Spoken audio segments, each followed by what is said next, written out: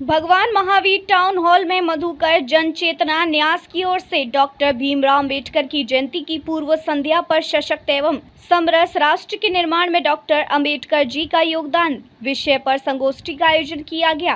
कार्यक्रम के मुख्य अतिथि डॉक्टर राहुल बामड़िया थे। अध्यक्षता जोधपुर डिस्कॉम के सेवानिवृत्त MD/BD मालू ने की, जबकि न्यास अध्यक्ष मनोहर लाल बंसल भी मंच पर मौजूद रहे।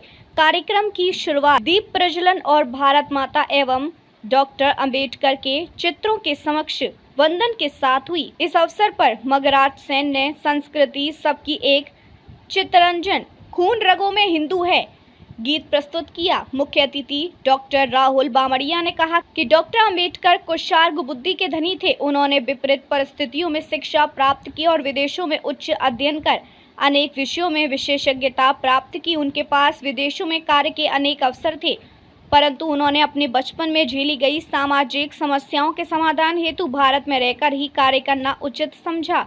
मुख्य वक्ता संस्कृत भारती के विचारक केसर सिंह सूर्यवंशी ने कहा कि डॉक्टर अंबेडकर ने जीवन भर भेदभाव का सामना किया, फिर भी उन्होंने शिक्षा और सामाजिक सुधार के क्षेत्र में अद्वितीय योगदान दिया। उन्होंने अस्पृश्यता के विरुद्ध आवाज उठाई और समृद्ध समाज की स्थापना का सपना देखा, जो आज राष्ट्रीय स्वयंसेवक संघ के प्रयासों से काफी हद तक साकार होता दिख रहा है। उन्होंने आगे कहा कि डॉक्टर अंबेडकर का संघर्ष सत्याग्रह आधारित था और वे न्याय प्राप्ति के लिए न्यूनतम टकराव के मार्ग पर चले। उन्होंने 1935 के कांग्रेस अधिवेशन में अस्पृश्यता को सार्वजनिक रूप से समाप्त करने की आवश्यकता पर बल दिया। सूर्यवंशी ने स्पष्ट किया कि बाबा साहब तार्किक दृष्टिकोण से विचारों को स्वीकार करते थे।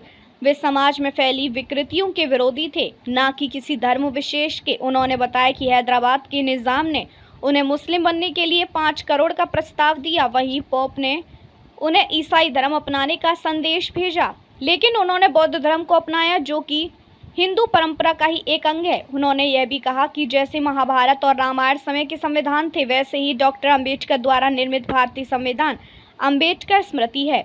बाबा साहब अनुच्छेद 370 के विरोधी और समान नागरिक संहिता के समर्थक थे। आज केंद्र सरकार ने अंबेडकर से जुड़े 5 स्थलों को पंच तीर्थ के रूप में विकसित किया है। डिजिटल भुगतान के लिए भी भीम ऐप उनके नाम पर ही बनाया गया है। कार्यक्रम का संचालन न्यास सदस्य दशरथ शारदा ने किया, जबकि अध्यक्षीय उद्बोधन में BD मालू ने सभी का आभार व्यक्त किया। मुझे अच्छा लगा, श्रीमान केसर सिंह जी ने बहुत ही अच्छे से मन खोल करके और हर बात के बारे में जो चीजें लोगों के मन में रहती हैं उसके बारे में आपने बहुत अच्छे से बताया। बाबा साहब के बारे में, उनके जीवन परिचय के बारे में मुझे नहीं लगता कि आज के समय में कोई भी मोहताज है। सबको बताया कि उस महामानव ने किस तरीके से जो है पिछड़े और वो जो लोग जो अंतिम श्रेणी में आते हैं, जिन भावग्रस्त है, उन लोगों को आगे लाने के लिए किस तरीके से उन्होंने अपना पूरा जीवन समर्पित किया।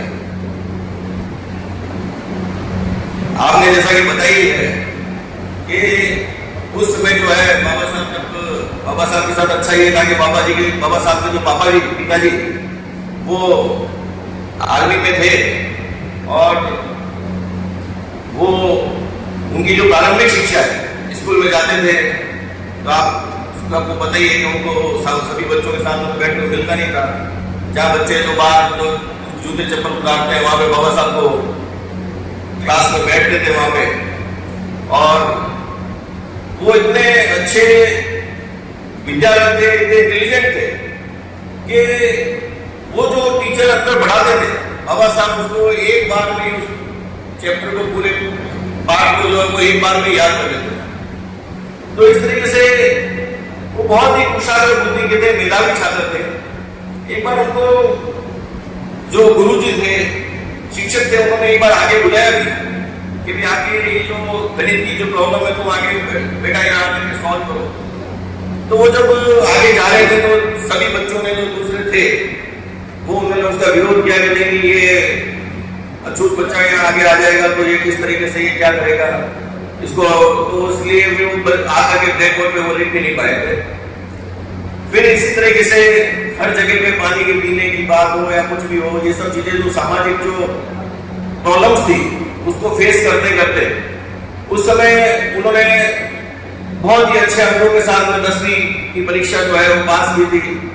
इवन हमारे समय में भी सन 94, 96, 2000 तक किसी के 60% की अगर परीक्षा में आने तो वो बहुत बड़ी बात होती थी।